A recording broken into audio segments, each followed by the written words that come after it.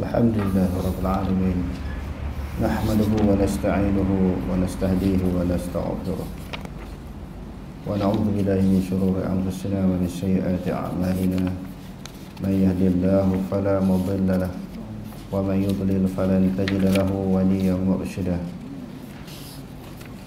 أشهد أن لا إله إلا الله وحده لا شريك له وأشهد أن محمدا عبده ورسوله اللهم صل وسلم وبارك على محمد وعلى آله وأصحابه أجمعين اللهم رب اشرح لي صدري ويسر لي أمري واحلل عقدة من لساني يفقهوا قولي ولا حول ولا قوة إلا بالله العلي العظيم اللهم لا سهل إلا ما جعلته سهلا وأنت تجعل الحزن إن شئت سهلا ربي يسر ولا تعسر وأتمم بالخير أما بعد.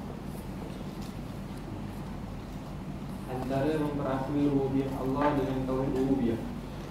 Jadi antara memperakui rububiyah Allah, ada perbezaan dengan mentauhidkan rububiyah. Sebab kebanyakannya dia hanya mengaku Allah Ta'ala bersifat dengan rububiyah, tetapi di sudut hakikatnya dia tidak mentauhidkan di sudut rububiyah. Maksudnya apabila kita telah mengaku dan mengiktiraf Allah Ta'ala sebagai Tuhan yang mencipta, menjadi, mengurus dan mentadbirkan, di sudut pelaksanaannya, di sudut doa, dia kena doa kepada Allah, tak ada doa kepada tokoh berhala. Di sudut kepercayaan, kerana sebahagian daripada orang kafir ni dia ada Tuhan langit, Tuhan bumi, Tuhan menurunkan hujan, Tuhan matahari, Tuhan yang jaga bintang, jaga bulan. Maknanya di sudut pengakuan sahaja tidak cukup. Dia kena mengaku dan bertauhidkan, maknanya mengesakan Allah yang bersifat dengan mencipta. Dalam waktu yang sama tak boleh berdoa kepada yang lain daripada Allah, tidak boleh bergantung, tidak boleh berharap selain daripada Allah. Menunjukkan di situ ada perbezaan antara percaya dan pelaksanaan. Percaya saja tak cukup, mesti diikuti dengan tindakan, dengan amali dan juga perbuatan. Okey, terus. Orang-orang musyrik Arab memperakui Allah Subhanahu Wa Taala adalah Tuhan pencipta segala sesuatu. Namun mereka tetap merupakan golongan musyrik. Firman Allah Subhanahu Wa Taala, "Wa ma yu'minu aktsaruhum billahi illa wa hum musyrikun." Maksudnya, dan orang-orang yang beriman kepada Allah, kebanyakan mereka tidak beriman kepada Allah, melainkan mereka mempersekutukannya juga dengan yang lain. Maknanya percaya Allah Ta'ala itu ada, tapi dalam waktu yang sama buat syirik juga, menyekutukan juga, menduakan Allah Ta'ala juga, menganggap ada kuasa lain selain daripada Allah, ada Tuhan lain, ada sembahan lain selain daripada Allah yang berkuasa menentukan apa yang berlaku di dalam dunia, menentukan nasib mereka, memberi manfaat, mendatangkan mudarat, menyembuhkan mereka daripada penyakit, ada Tuhan lain. Jadi buat sekadar mempercayai Allah Ta'ala bersifat dengan rububiyah tanpa diikuti dengan tindakan, mereka dianggap masih syirik, masih menyekutukan Allah dengan sesuatu yang lain. Terus, hal ini kerana tidak semua orang yang memperakui Allah Subhanahu Wa Taala itu sebagai Tuhan pencipta segala sesuatu akan menyembah, berdoa, meletakkan harapan dan melahirkan rasa takut kepada Allah Subhanahu Wa Taala. Begitu juga dengan mendukung orang yang mendukung agama Allah dan memusuhi orang yang dimusuhi oleh Allah, mentaati perintah, menjauhi larangan mereka. Umum orang-orang Arab musyrik memperakui Allah Subhanahu Wa Taala adalah Tuhan pencipta segala sesuatu. Namun mereka telah mengambil pemberi syafaat selain daripada Allah Subhanahu Wa Taala dan menyekutu Allah dengannya. Firman Allah Subhanahu Wa Taala, "Qul limanil ardu wa ma fiha in kuntum ta'lamun. Sayaquluna lillah, qul afala tadhakkarun. Qul man rabbus samawati sab'i wa rabbul 'arsyil 'azim. Sayaquluna lillah, qul afala tattaqun. Qul man biyadihi malakutu kulli syai'in wa huwa yajiru wa la yujaru 'alaihi in kuntum ta'lamun. Sayaquluna lillah, qul fa anna tusharun."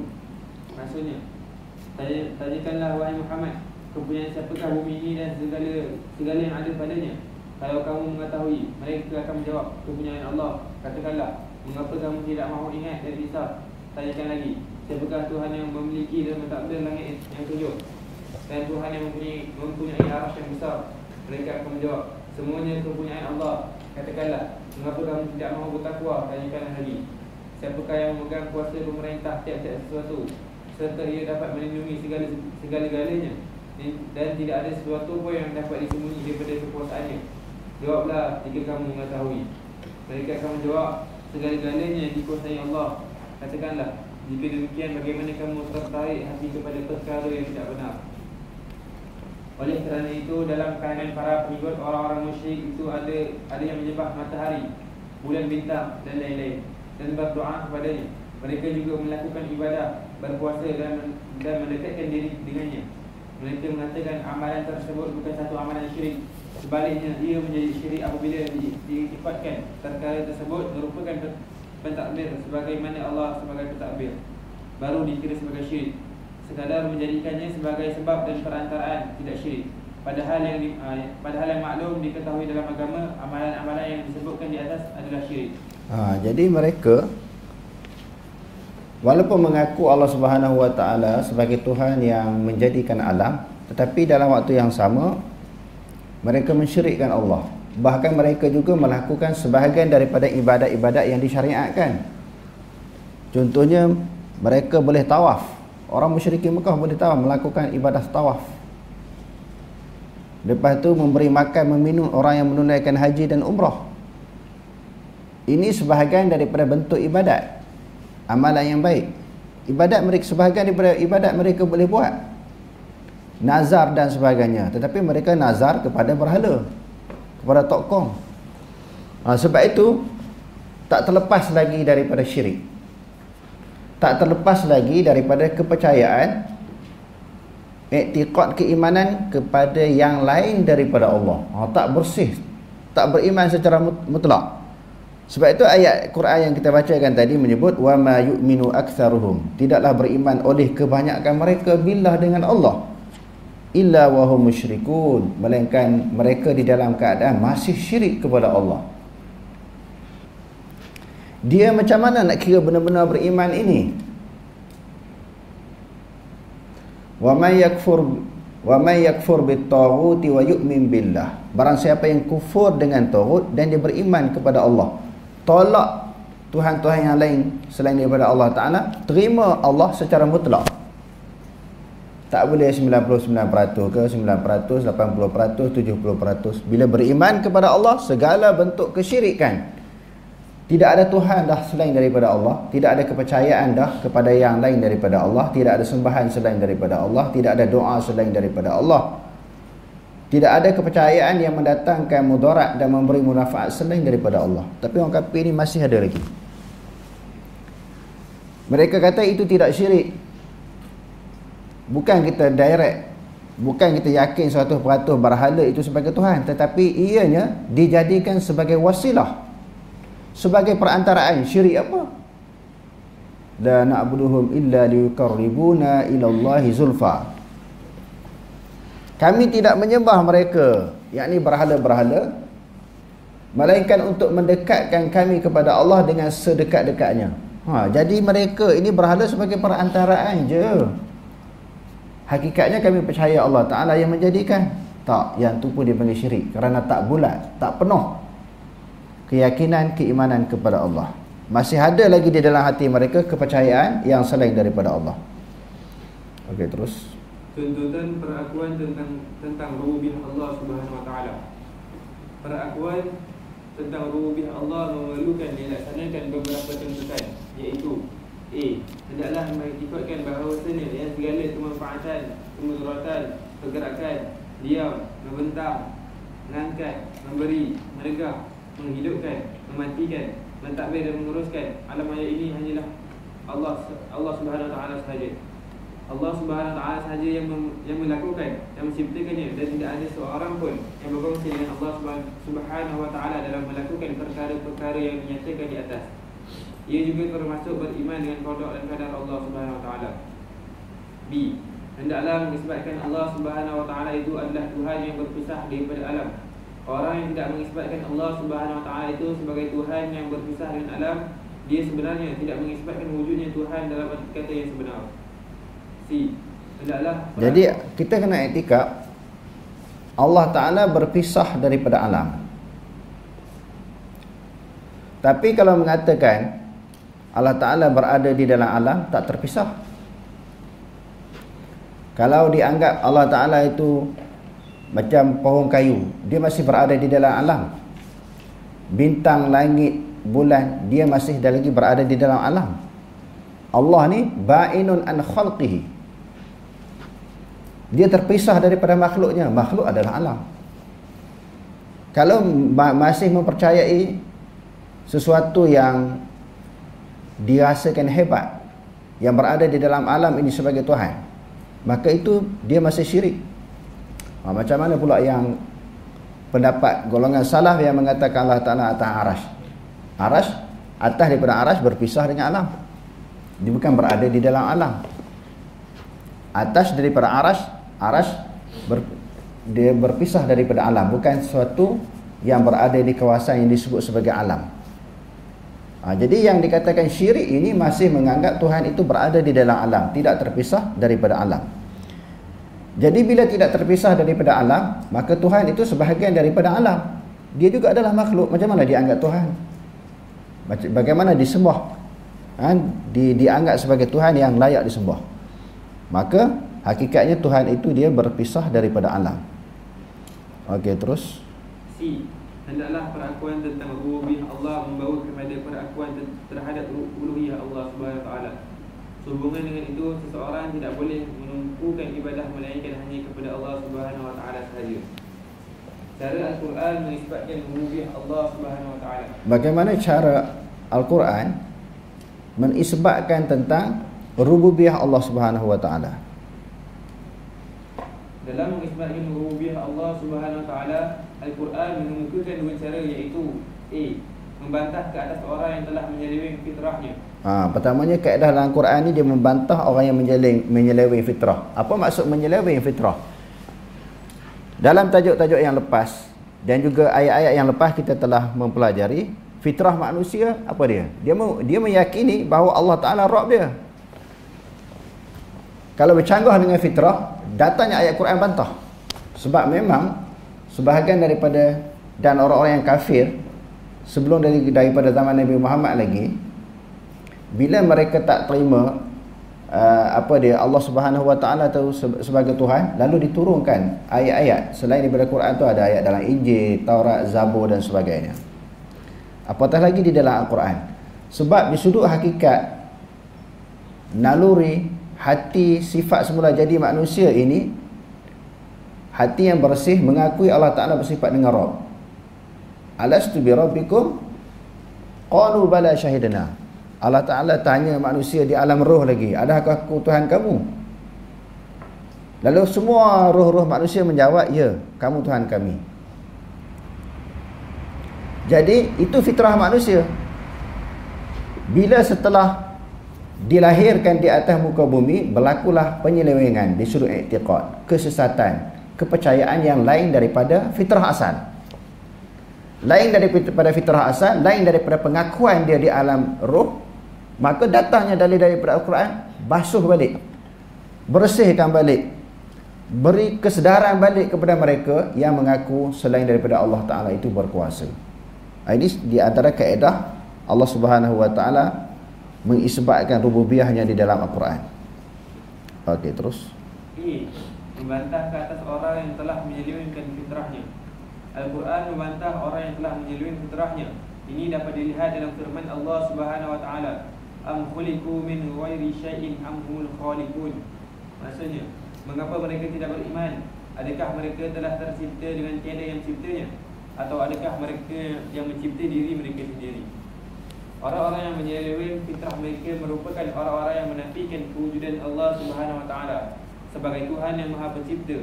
Allah Subhanahu Wa Ta'ala menjelaskan hal keadaan mereka dalam firman-Nya, wa qalu ma hiya illa hayatuna dunya namutu wa nahya wa ma yuhlikuna illa ad-dahr wa ma lahum bidzalika min 'ilm in hum illa yazunnun.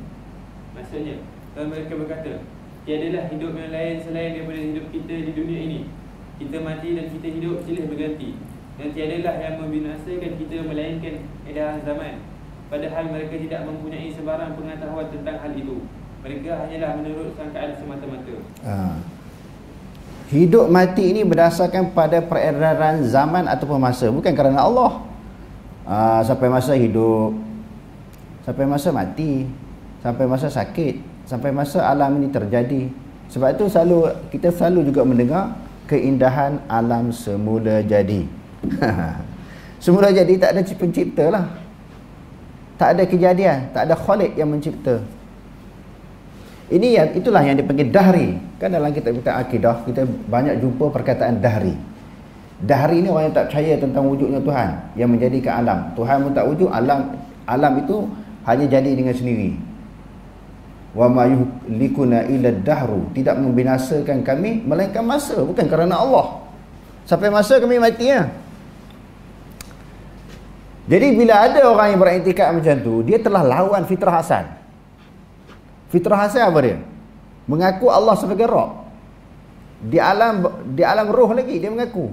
Bila dah lahir dia tak mengaku sebab ada anasi-anasi luar. Ada tarikan-tarikan luar, kepercayaan luar daripada fitrah asal. Fitrah asal semua manusia iktikad Allah Ta'ala tu Rabb dia.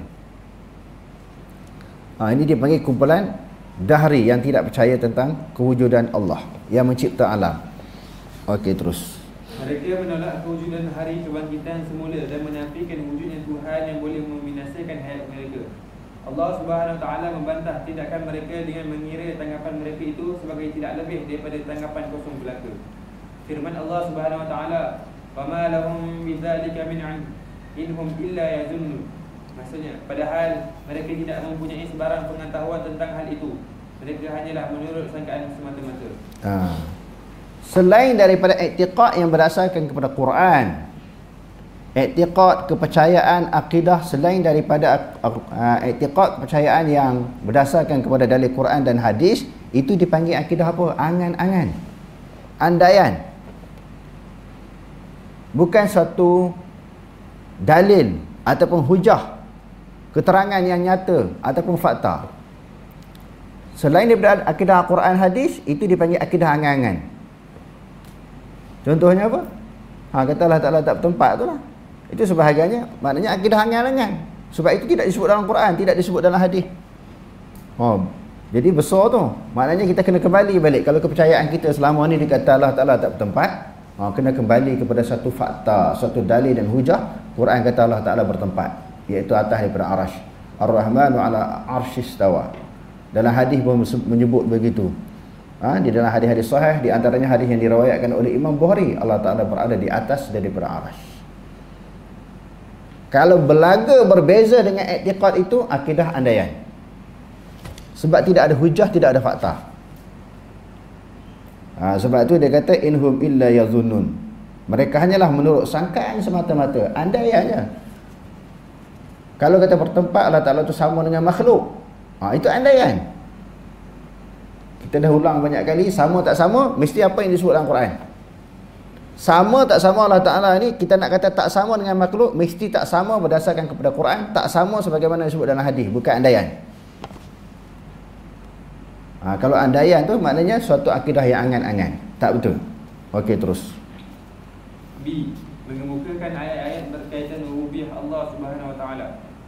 Allah Subhanahu Wa Taala menjelaskan tentang makhluk ciptaannya yang dicipta dengan penuh ketelitian dan keelokan. Antaranya firman Allah Subhanahu Wa Taala, "Wa fil ardi ayatun lil muqinin wa fi anfusikum afala tubsirun." Maksudnya, dan pada bumi ada tanda-tanda yang membuktikan keesaan dan kekuasaan Allah bagi orang-orang yang mahu mencapai pengetahuan yang yakin, dan juga pada diri kamu sendiri. Maka mengapa kamu tidak mahu melihat serta memikirkan dalil-dalil dan bukti itu? Manusia perlu melihat kepada kesan kudrat dan pentadbiran Allah yang terdapat pada alam maya ini. Mereka wajar memerhatikan perkembangan manusia itu sendiri daripada alam rahim lagi, yang berkembang daripada satu peringkat ke satu peringkat yang lain, sehingga keluar ke dunia ini sebagai seorang manusia yang sempurna. Mereka mempunyai anggota dan fasa indera yang unik yang membuktikan kehalusan ciptaan Allah Subhanahu Wa Taala. Firman Allah Subhanahu Wa Taala, "Ya ayuhan nasu in kuntum fi raibin minal ba'thi fa inna khalaqnakum min turabin summa min nutfatin summa ثم من علقة ثم من مضغة مخلقة وغير مخلقة لنبين لكم ونقر في الأرحام ما نشاء إلى عجل مسمى ثم نخرجكم طفلا ثم لتبلغوا أشدكم ومنكم من يتوفى ومنكم من يرد إلى أرذل الأمور لكي لا يعلم من بعد علم شيئا وترى الأرض هامدة فإذا أنزلنا عليها الماء اهتزت وربت وأنبتت من كل زوج بهيج. Maksudnya, wahai umat manusia, sekiranya kamu menaruh syak, ragu-ragu tentang kebangkitan makhluk hidup semula pada hari kiamat, maka perhatilah kepada tingkatan kejadian manusia, kerana sebenarnya kami telah menciptakan kamu dari tanah, kemudian dari sedetik air benih, kemudian dari sebuku darah beku, kemudian dari seketul daging yang disempurnakan kejadiannya dan yang tidak disempurnakan. Kami jadikan secara yang demikian kerana kami hendak menerangkan kepada kamu kekuasaan kami, dan kami pula menetapkan dalam kandungan rahim ibu yang mengandung itu apa yang kami rancangkan hingga ke suatu masa yang ditentukan lahirnya. Kemudian kami mengeluarkan kamu berupa kanak-kanak, kemudian kamu dipelihara hingga sampai ke peringkat umur dewasa, dan dalam pada itu ada di antara kamu yang dimatikan semasa kecil atau semasa dewasa, dan ada pula yang dilanjutkan umurnya ke peringkat ketua nyanyuk sehingga ia tidak mengetahui lagi akan sesuatu yang telah diketahuinya dahulu. Dan ingatlah satu bukti lagi, engkau melihat bumi itu kering, kemudian apabila kami menurunkan hujan menimpanya, bergeraklah tanahnya dengan tumbuhan-tumbuhan yang merecap tumbuh, dan gembur membusuklah ia, serta ia pula menumbuhkan berjenis-jenis tanaman yang indah permai. Begitu juga apabila manusia memerhatikan alam maya ini yang begitu unik, ketika itu akan terselah kepada mereka yang alam maya ini mempunyai Tuhan yang Maha Pencipta, yang menciptakan alam tersebut dengan penuh keunikan dan kehalusan. Firman Allah Subhanahu wa taala, Allahul ladzi khalaqas samawati wal arda wa anzala minas samaa'i ma'an fa akhraja bihi minas thamarati rizqan lakum wa sakhkhara lakumul fulka litajriya fil bahri bi amrihi wa sakhkhara lakumul anhar wa sakhkhara lakumus syamsa wal qamara da'ibain wa sakhkhara lakumul laila wan nahar. Maksudnya, Allah jugalah yang menciptakan langit dan bumi dan menurunkan hujan dari langit, lalu mengeluarkan dengan air hujan itu buah-buahan untuk menjadi makanan bagi kamu, dan ia yang memberi kemudahan kepada kamu menggunakan kapal-kapal untuk berlayar di laut dengan perintahnya, juga yang memudahkan sungai-sungai untuk kamu mengambil manfaat darinya, dan ia juga yang menjadikan matahari dan bulan sentiasa beredar untuk kepentingan kemudahan kamu, dan yang menjadikan malam dan siang bagi faedah hidup kamu. Jenis-jenis dalil mengisbatkan rububiyah Allah Subhanahu wa taala. Jadi berapa jeniskah dalil yang mengisbatkan? Apa makna mengisbatkan? Mengiyakan, mengaku, mengiktiraf tentang rububiyah Allah. Okey, terus. Terdapat beberapa dalil yang mengisbatkan rububiyah Allah Subhanahu wa taala. Antaranya ialah dalil fitrah. Dalil fitrah manusia, hati suci manusia sebelum dirosakkan oleh anasir-anasir yang tertentu, pegangan ataupun pengaruh yang tertentu, di sudut fitrah manusia memang mengiktiraf Allah Ta'ala itu bersifat dengan rububiyah, iaitu bersifat dengan mencipta, menjadikan dan juga mengurus. Okey, terus. Antara bentuk dalil fitrah ialah kembalinya manusia ketika berada saat kritikal, terdesak dan hajat kepada penciptanya yang maha tinggi. Jadi bila susah mesti cari Tuhan. Bila susah mesti cari Allah Ta'ala. Mesti dia mengharap ada satu kuasa lain yang boleh membantu dia. Okey, terus. Ia berlaku baik kepada ahli tauhid maupun orang musyrik. Perasaan berhajat kepada pencipta ketika berada di saat terdesak tersebut merupakan perkara fitrah. Ia menunjukkan manusia mengiktiraf dan memperakui kewujudan Tuhan yang Maha Pencipta itu sendiri. Perasaan tersebut tidak dapat ditolak dengan begitu mudah. Firman Allah Subhanahu wa taala, "Wa idza massal insana ad-durru da'ana li janbihi aw qa'idan aw qa'ima, falamma kashafna 'anhu ad-durra marra ka'an lam yad'una ila durrin massah, kadzalika zuyyina lil musrifina ma kanu ya'malun. Maksudnya, dan apabila seseorang manusia ditimpa kesusahan, merayulah ia ditimpa kami dalam segala keadaan, sama ada ia sedang berbaring atau duduk ataupun berdiri. Dan manakala kami hapuskan kesusahan itu daripadanya, ia terus membawa cara lamanya, seolah-olah dia tidak pernah merayu kepada kami memohon hapuskan sebarang kesusahan yang menimpanya, sebagaimana ia memandang eloknya bawaan itu. Demikianlah diperelokkan pada pandangan orang-orang yang melampau apa yang mereka lakukan. Jadi kita tengok buktinya apa dia? Bukti yang paling besar. Orang kafir ni bila terdesak, orang apatah lagi orang Islam. Orang Islam yang tak sembahyang pun, tak puasa pun, terdesak cari Tuhan. Datang ke masjid, bawa pisang kan, bawa pulut kuning, jamu orang makan, suruh berdoa untuk hilangkan musibah dia. Buat kenduri kesyukuran kan, cari Allah Ta'ala. Itu orang Islam. Hak kafir ni pun sama, cari Allah. Buktinya berlaku Covid baru ni. Berapa pemimpin negara dalam dunia ni minta ulama, minta orang Islam semayang hajat, berdoa kepada Allah Ta'ala. Tak ada jalan ikhtiar. Covid makin lama makin meningkat.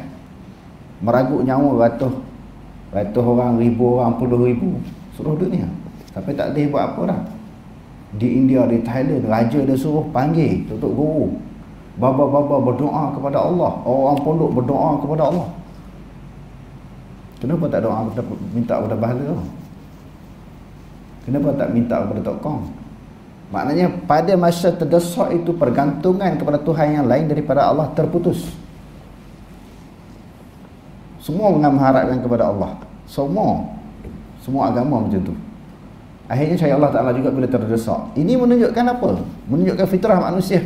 Allah Ta'ala tidak mengaku sebagai Tuhan.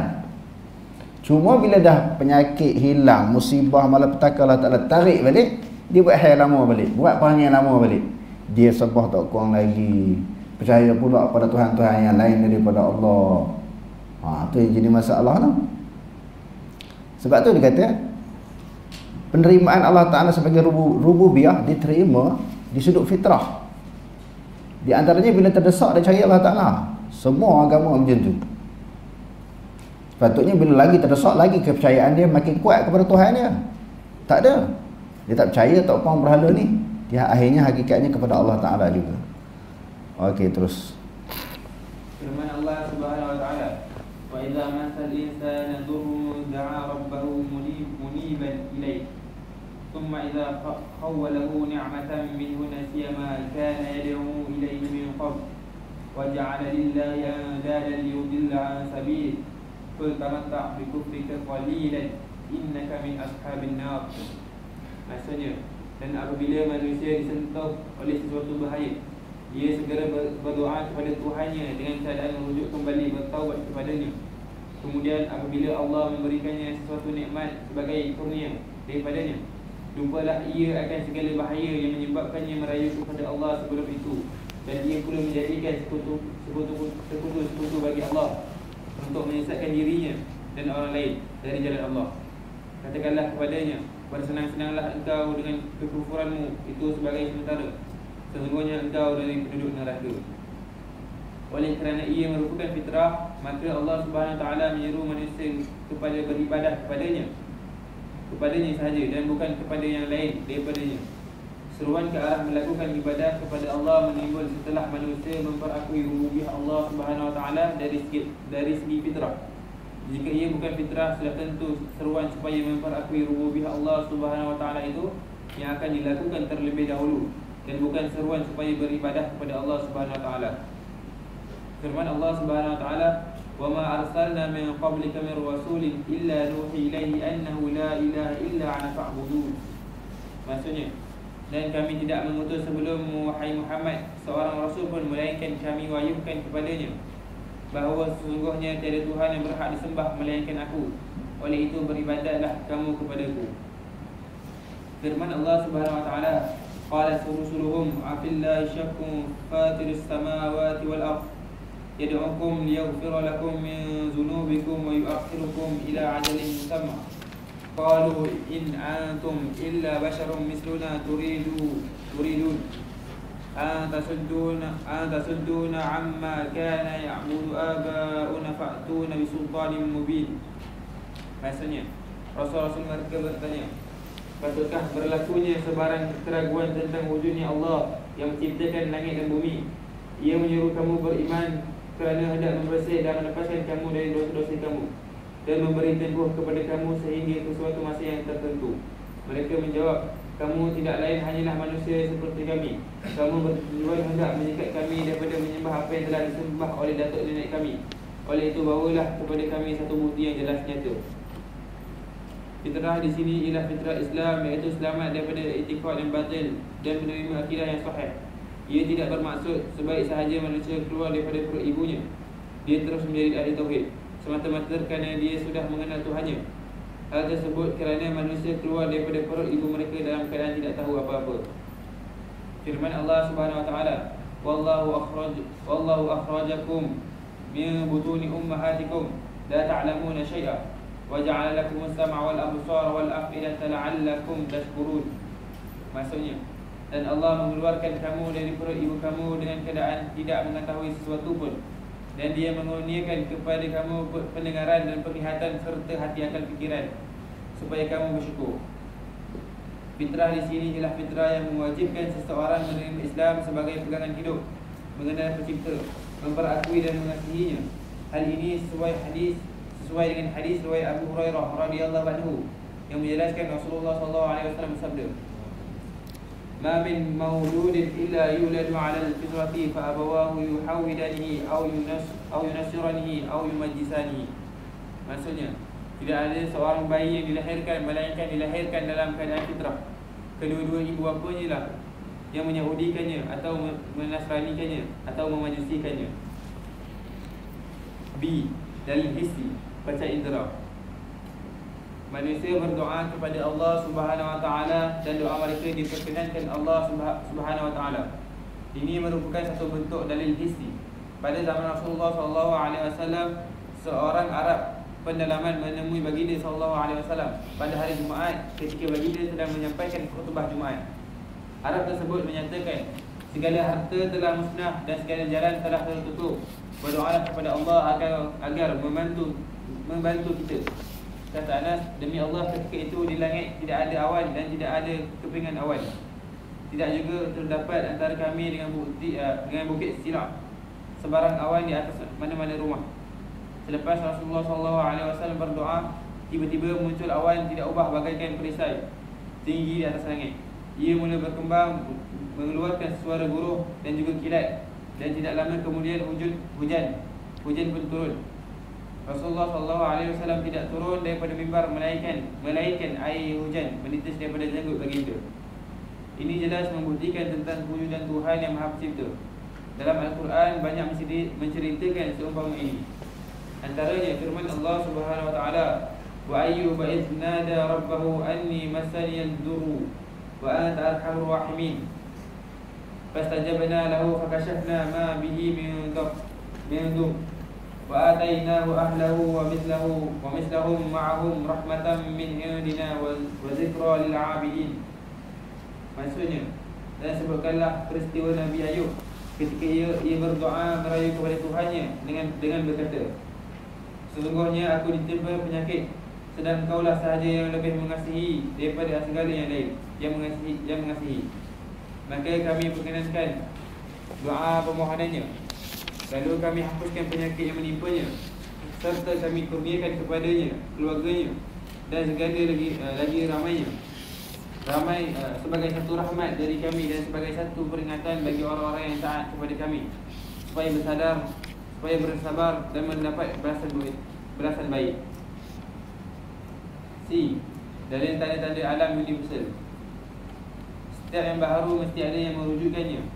Tidak ada yang mengadakan sesuatu yang baharu melainkan Allah Subhanahu wa taala sahaja. Pada hakikat yang sebenar, penjelasan tentang kewujudan benda yang baharu menunjukkan ada yang mengadakannya, merupakan dalil hissi akli. Ia disebut dalil hissi kerana ia dapat disaksikan oleh panca indera manusia, berhubung dengan kaitannya dengan dalil akli, kerana akal dapat membuktikan yang setiap benda yang baharu ada yang mengadakannya. Sehubungan dengan itu, apabila seorang Arab pendalaman ditanya, "Dengan apakah anda mengenal Tuhan anda?" beliau menjawab, kesan perjalanan menunjukkan kepada kewujudan perjalanan itu sendiri. Tahi unta menunjukkan kepada adanya unta.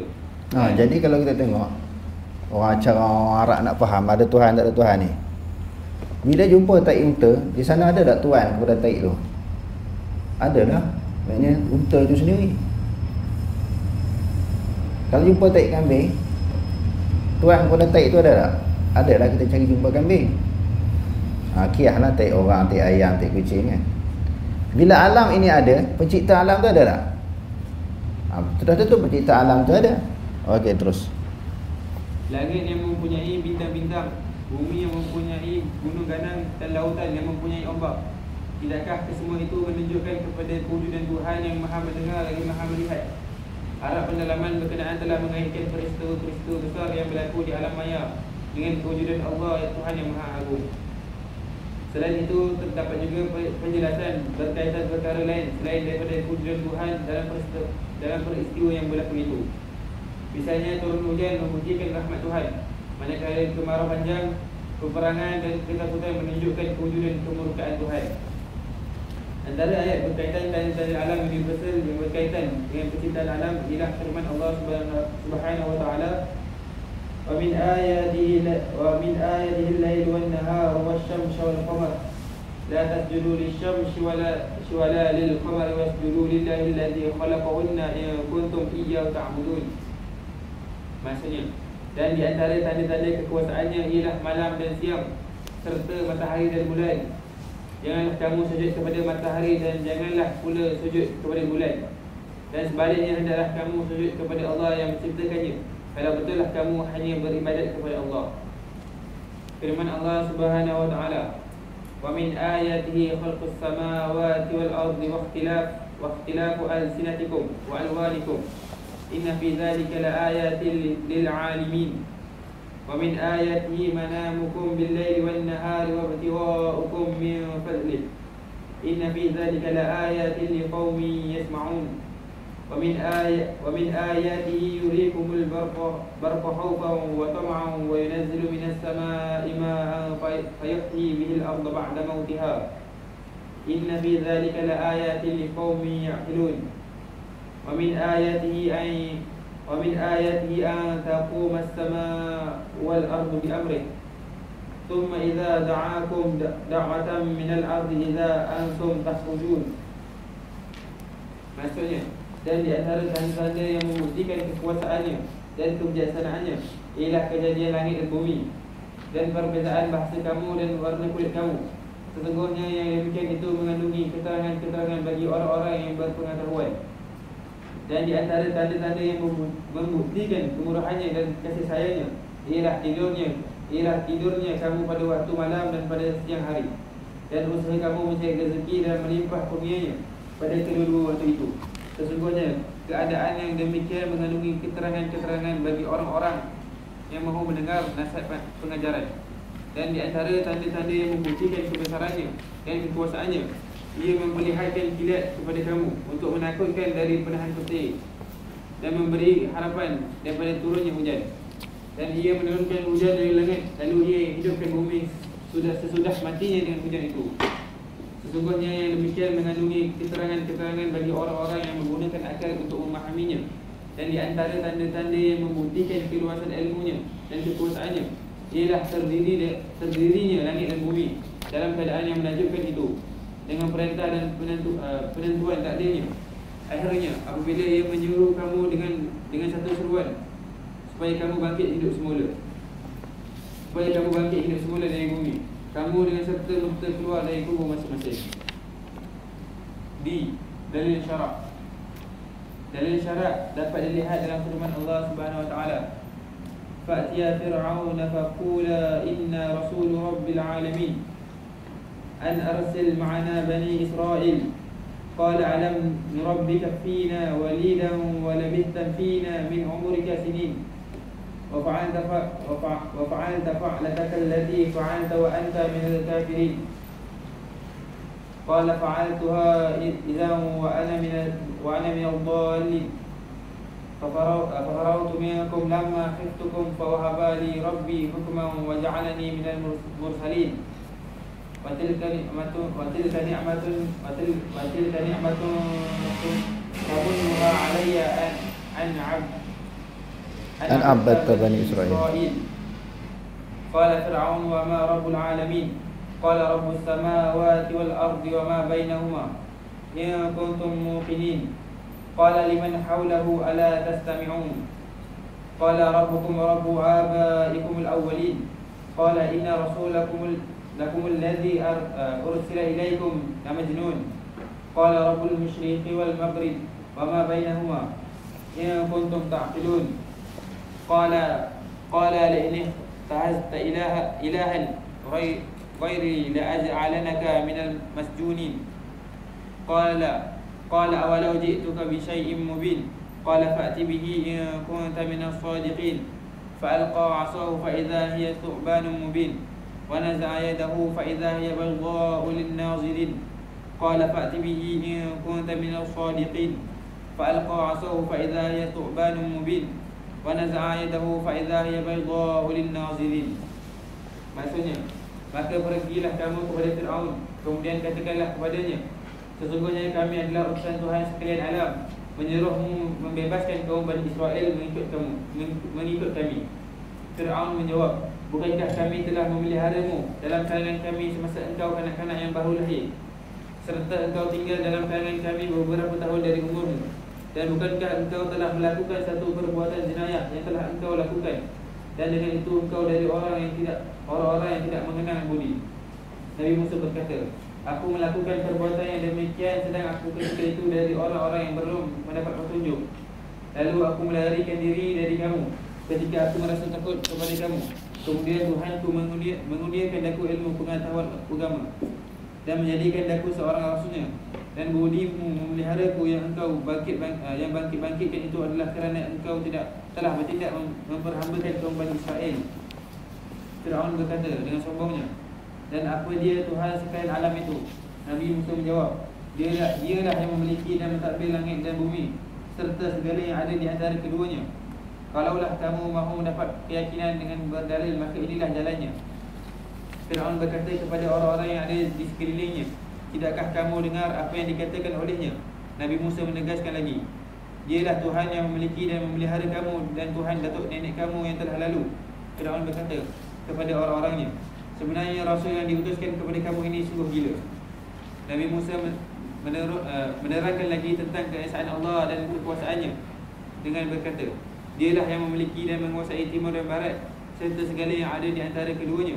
Kalau kamu orang-orang yang berakal tentulah memahaminya. Fir'aun berkata, demi sesungguhnya jika engkau menyembah Tuhan yang lain daripadaku, sudah tentu aku akan menjadikan engkau dari orang-orang yang dipenjarakan. Nabi Musa menjawab, adakah engkau akan memenjarakan aku juga, walaupun aku membawa kepadamu sesuatu yang bukti yang jelas? Fir'aun berkata, kalau demikian bawalah bukti itu jika betul engkau dari orang-orang yang benar. Nabi Musa pun mencapakkan tongkatnya, maka tiba-tiba tongkatnya itu menjadi seekor ular yang jelas nyata. Dan ia mengeluarkan tangannya, maka tiba-tiba tangannya menjadi putih bersinar-sinar bagi orang-orang yang melihatnya.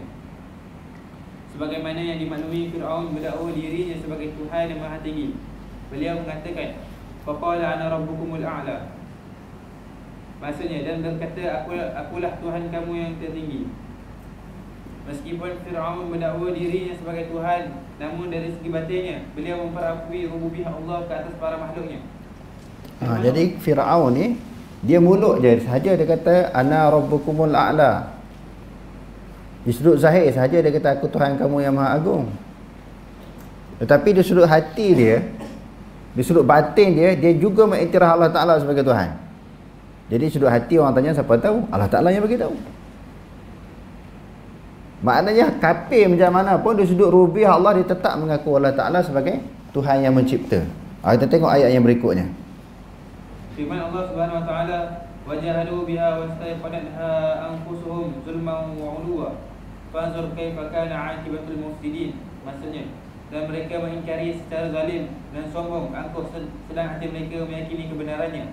Oleh itu lihatlah bagaimana kesudahan orang-orang yang melakukan kerosakan. Ayat di atas bertujuan membantah dakwaan Fir'aun yang dirinya adalah Tuhan yang Maha Tinggi. Oleh kerana itu Nabi Musa AS berhujah di hadapan Fir'aun dengan tanda-tanda zahir ciptaan Allah Subhanahu Wa Taala. Fir'aun menyatakan kepada Nabi Musa AS, qala la in ittakhadhta ilahan ghairi li'aj'al la aj'alannaka,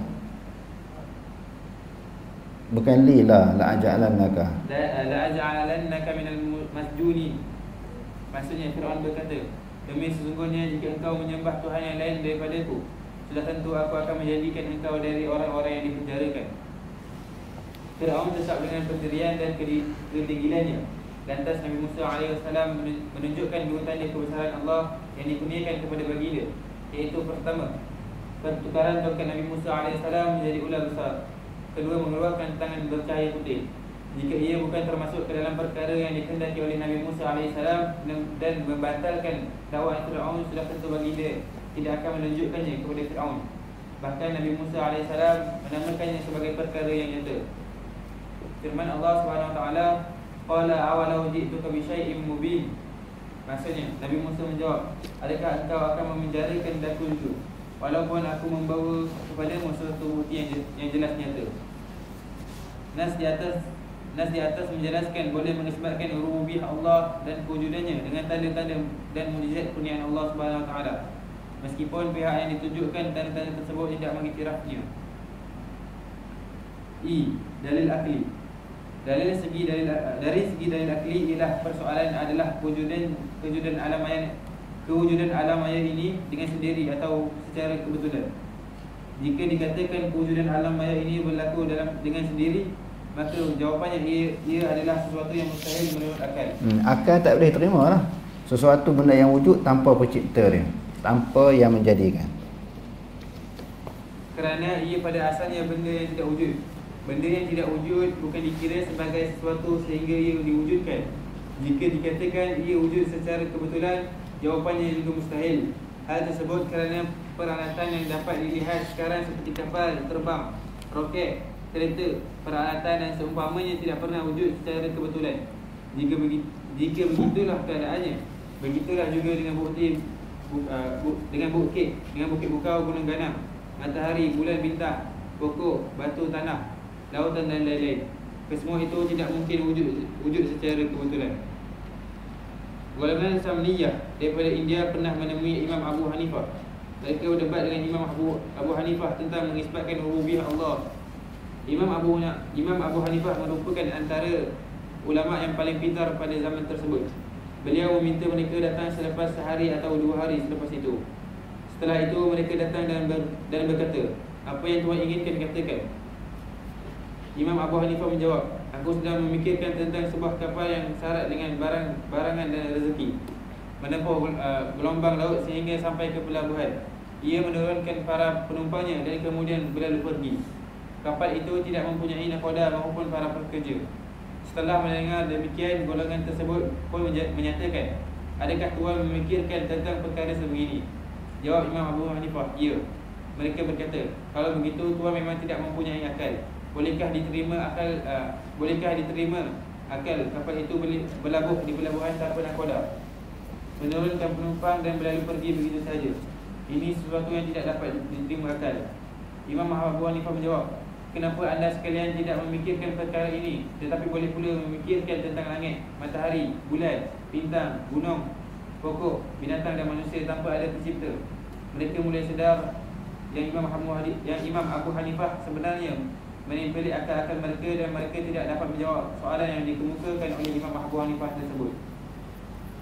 Akal sebenarnya dapat membuktikan kewujudan Allah Subhanahu Wa Taala, kebersendiriannya dalam rububiyah, kesempurnaan kudratnya ke atas para makhluk dan penguasaannya ke atas mereka. Ia dapat dilakukan dengan cara memikirkan dan merenung tanda-tanda kebesaran Allah yang ada di muka bumi ini. Firman Allah Subhanahu Wa Taala, sanurihim ayatina fil afaqi wa fi anfusihim hatta yatabayyana lahum annahu al-haq. Awalam yakfi bi rabbika annahu ala kulli syai'in shahid. Maksudnya, kami akan perlihatkan kepada mereka tanda-tanda kekuasaan kami di merata-rata tempat dalam alam yang terbentang luas ini dan pada diri mereka sendiri, sehingga ternyata jelas kepada mereka bahawa Al-Quran adalah benar.